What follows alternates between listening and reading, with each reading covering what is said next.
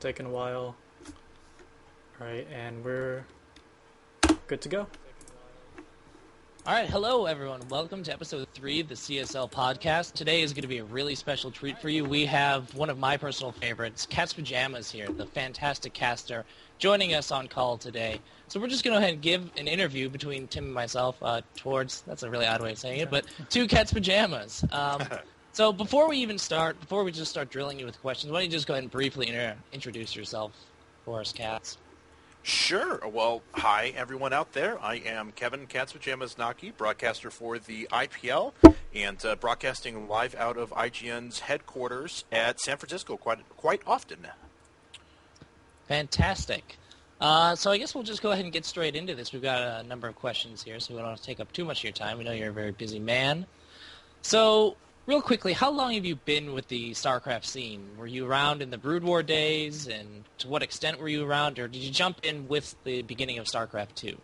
Yeah, I make no apologies for the fact that I wasn't heavily involved in the Brood War scene. Yeah, granted, I played Brood War when I was a kid and things like that. Even when I was, I remember playing when I was 12 years old in my grandpa's house and loving to play tower defense more than I did those stupid ladder games. Nice. But, yeah, but I never really got involved in the competitive scene or anything like that. And it's actually a shame. It's kind of my biggest regret because when I actually I did find the StarCraft community and the scene and got involved in it, I found that it is absolutely bar none the best gaming community I've ever been a part of. So it's a huge regret that I wasn't involved earlier than I actually am. All right. Very cool. Very cool. So could you take us through a typical day of the life of CatsPajamas? Well, I guess this is where most people are expecting me to say I wake up and, cut my beard for 6 hours or something like that. But I pretty much get up in the morning. I hitch a ride on the San Francisco Municipal Railway to work every day. We work at IGN's offices, which is in the Soma region of San Francisco, right outside the ballpark, if you guys are around the area. Yep, absolutely. And it's so we show up. I pretty much cast for a few hours. We're doing a lot of the IPL qualifier games right now that led up to Season 2. So I cast for a few hours, go to lunch, come back, cast for a few hours, and then usually edit videos. I'm watching our daily IPL TV. And hitch right back on the Muni when I get home, cast, watch Game of Thrones, read, play video games, whatever I'm up to. It's actually it's weird because, I was working so much over the past 6 months through my school and updating my YouTube channel and casting 80 hours a week that just working 50 hours a week seems like a hobby and not like a real job. It feels like I have nothing to do. Man, it sounds like you're really living the dream over there. I'm very jealous. Now, I'm actually curious about this because I'm in a similar situation. Right now, you're pursuing a master's degree, and yet you continually put out casts, and you're a very busy man. So how did you manage to find a balance between school and all of your work in StarCraft? Well, initially it was pretty easy because I pursued casting in StarCraft as nothing but a hobby. So I went into graduate school actually to escape what I was doing. I worked for Enterprise Rent-A-Car for a while. I actually ran Enterprise Rent-A-Car's Twitter accounts. That was my job. No, not nice. No, it's terrible. Stifling environment. I knew I never wanted to work for big corporate America ever again, and so I ended up going back to school and I was pursuing quantitative communications research, basically how companies use social media in their marketing efforts, things like that. And so I picked up StarCraft 2. I was playing, didn't have a lot to do, was only working 20 hours a week. I was a full-time grad student on top of it, but it still wasn't a lot. I eventually got more and more into casting and things like that, but I still found a pretty good balance between my 20 hours of work, full-time graduate status, and no joke about the 80 hours I was putting into StarCraft 2 every week, and I was married as well. I was really busy, but it's okay. And then here's my kind of dirty little secret is that when spring semester rolled around, I may or may not have somewhat stopped going to class and things like that. No, actually, it was more because the opportunities were opening for me, and the direction I was taking with my education wasn't necessarily pertinent to what I wanted to do in life. I never had any intentions of making StarCraft a job when I first started getting involved in the community. It just kind of worked out that way. So I was able to make the balance between work and school and StarCraft, but eventually StarCraft just kind of won out. All right, very cool. So I guess that kind of leads to the next question. Since StarCraft kind of just worked out as very nicely for a job for you at IGN, what if StarCraft didn't work out to be a very cool occupation for you, what would you be doing now instead of having StarCraft 2 as your primary occupation? I imagine the original direction I was taking with graduate school would be what I would actually do. I would look more into social media. Social media fascinates me as a phenomenon in society today. So how we want people to basically bring content to us rather than us going out and searching for content is kind of at the core of what social media is. And so that concept was really interesting to me. Way back in my undergraduate, I actually wanted to be a history professor. So I don't know if I would go on and try and get a PhD in this and explore communications at the academic level, or whether I'd go out and try and apply it as a job, but probably something to do with that concept of social media. Awesome. Well, I've got a question about your job as a caster. The way the casting scene is right now, it's a very volatile scene. There's a very select few casters who are well known. Yourself, Day9. I mean, there's a number of them. Artosis, Tasteless. And then there's a ton of them that are trying to break out right now. A lot of casters are really trying to struggle to break into the scene. So do you think it's really viable for them to try and make a living off of being a caster, such as you've managed to accomplish? And if so, what advice can you give those people? Well, I think this question kind of falls into two answers. So I'll kind of break down each part separately. As far as whether or not casting is a viable career,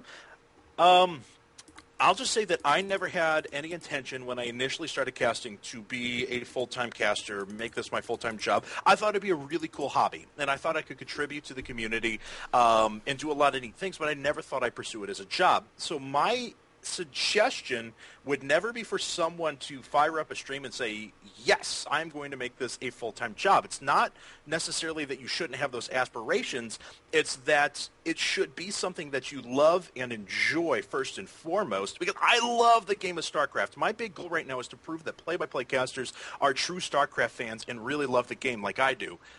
So I want someone to love the game, to try and develop their casting skills, and if an opportunity ever arises that they can pursue it as a full-time job, then go ahead and, yes, grab that opportunity. Don't give it up. But basically, to always love the game and approach it from that perspective. My advice to most casters, though, is twofold. One, just get out there and do it. I get a lot of questions all the time about, I really want to become a caster. I really want to get involved in the community. What can I do? And what I did is, all I did was just fire up a stream, got a bunch of replays, and started broadcasting to random people who would listen. It started off as a trickle, and it kind of went up from there. So the biggest advice is just to go do it, and then to continue to produce a ton of content and always find your niche. I see a lot of people that are trying to break it out that think they're going to, quote, break it out by emulating other casters that are out there, and that's not the case. Really, you should try to find your own style. If you're a play-by-play caster, stick with it. If you're an analysis caster, stick with it, but find your niche and develop yourself as a personality rather than trying to emulate the Day9s or DJ Wheats or Total Biscuits of the world. All right. I think you actually have a really good point there. I know a lot of casters die out in their attempt to make it big by not putting enough content out there. Like you said, it's a big point of doing this is to continue to put out content, just no matter what reviews you're getting, or you're not getting enough views or enough fans, that you have to be consistently putting stuff out there. And I'm sure you went ahead and did that. I know that's a big point of concern for casters. Sure, absolutely. Yeah, I mean, it's a good thing.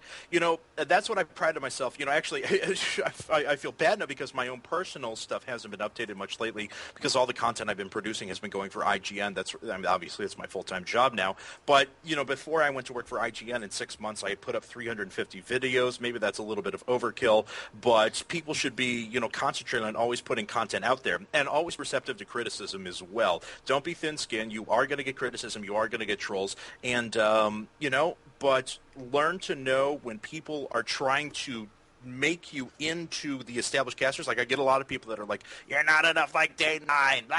And I'm like, oh, okay, screw off. That's not what I'm trying to do. So learn to ignore the trolls, but be open to criticism as well. All right. Very great answer. So moving on to kind of your perspective on how the SE2 scene is going on in the West right now. So back in Brood War, they had basically these individual tournaments, the OSL, the MSL, which were the big individual tournaments that they had, and then they had the Pro League, which was like the centralized team league.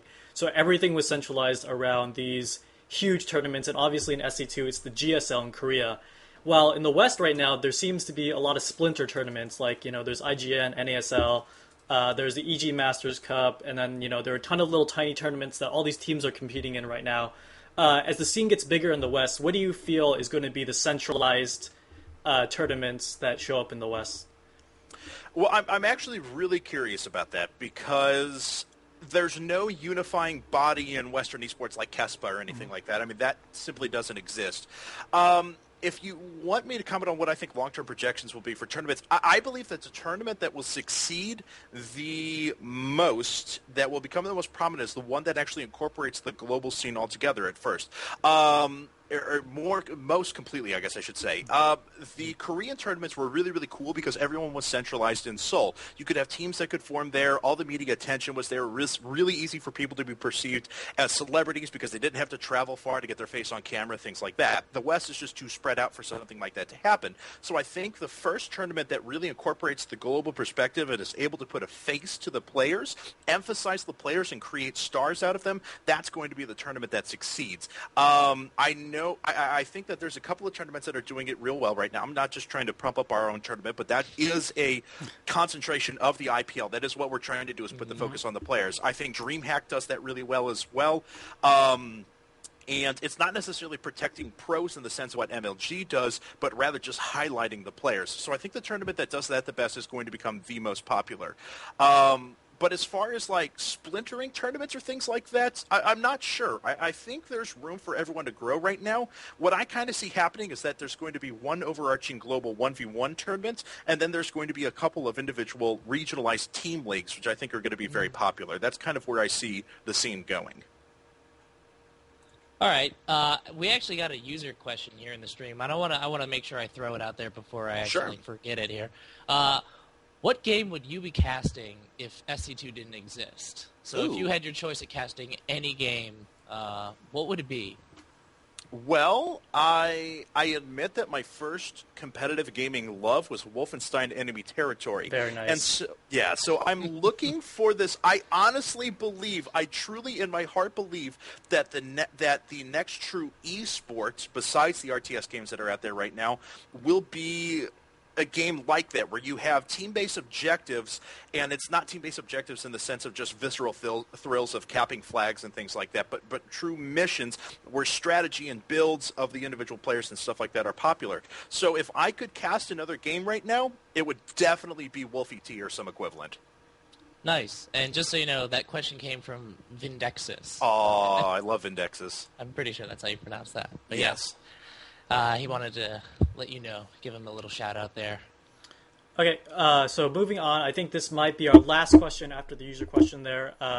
So currently the streaming and social media and basically, the way the internet is evolving as a whole is playing a huge role in the development of StarCraft 2 right now. But do you think there are any untapped venues of communication in the world, not just on the internet, but maybe in the physical world as well? Are there any communities that could really help this growth of StarCraft?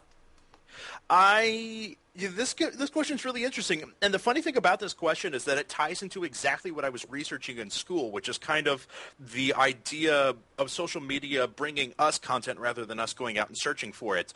I'm going to back up real quick and kind of go back in history of esports a little bit. When people tried to push esports onto media that necessarily couldn't accept it, it just wasn't cut out for it. Esports will never be prominent on cable TV, and that's not a bad thing. Internet TV is actually outpacing the growth of cable TV at this point, and so I think that the more we actually integrate into internet means and building internet streaming platforms around esports, that's the way that it's going to increase the popularity. And I think that down the line, we will start seeing that esports will rival the viewership of conventional media and conventional sports while still existing purely on the internet. So to answer your question directly, I think that how do I want to say this? Sorry, I'm not terribly eloquent after a full day of casting. I apologize. But I think that it's going to be kind of the continued evolution of social media and tying ourselves together through mobile platforms so that content is always accessible. Is that how we're going to see esports start to increase in popularity? Because the internet is unique in the fact that from my mobile phone anywhere, I can access esports content at any given point in time. That's what our generation likes. Our generation likes esports. As one proliferates, the other will as well. So as long as we start pushing more mobile content, more content on the go, I think that's when esports is going to have its breakthrough. Great.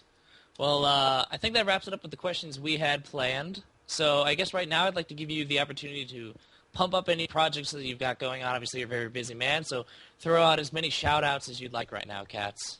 Oh, well, mostly just want to give a big shout-out to everyone over at IGN. Do check us out. IPL Season 2 is going to be starting on July 14th, and we have a lot of awesome content coming out there as well, IGN.com/IPL. If you guys want to find my own stuff, you can just take Justin TV, Twitter, Facebook, YouTube, and slap CatsPajamas SE2 on the end of it. And you can check out all of my links and everything over at wellplayed.org/CatsPajamas. So thanks very much, guys. Really appreciate the interview. Well, thank you. We really appreciate everything you did with the CSL, obviously casting last season, and really do recommend everybody checking out Cat's work at the IPL. I've been watching it. It's a lot of fun. He does fantastic work. So I guess this is about time for us to do our shout-outs then. Big shout-outs to TT Esports and Justin TV, our big sponsors. They made most of what happened last season with the CSL possible. Everybody should be going out there and supporting them. TT makes some fantastic peripherals for your computer. Justin TV, obviously, we're streaming on it right now. They are really supporting the gaming scene, the esports scene. So big shout-outs to those guys. And obviously everybody in the CSL who's participated or watched or supported in any way, many thanks to you guys. And thanks to you, Tim, for helping put this together as well and being my faithful co-host. No problem. I just want to put one last thing out there. I think CatsPajamas just put out one video today that highlighted TT Esports like monolith case that was like a time machine looking thing, but it looked pretty awesome. I watched it while at work, but it was really great. But, yeah, I am patting that case right now as it's next to me. It is indeed a monolith. It's got that new case smell. All right. Well, thank you very much, CatsPajamas. I am a huge fan as well with Spencer, so I do look forward to the IPL and your work in the future. So thank you very much. I loved your answers today, and hope to see more of you in the future. All right. Thanks very much, guys. I appreciate it. Thanks for tuning in, everybody. We'll catch you guys next time. Yeah.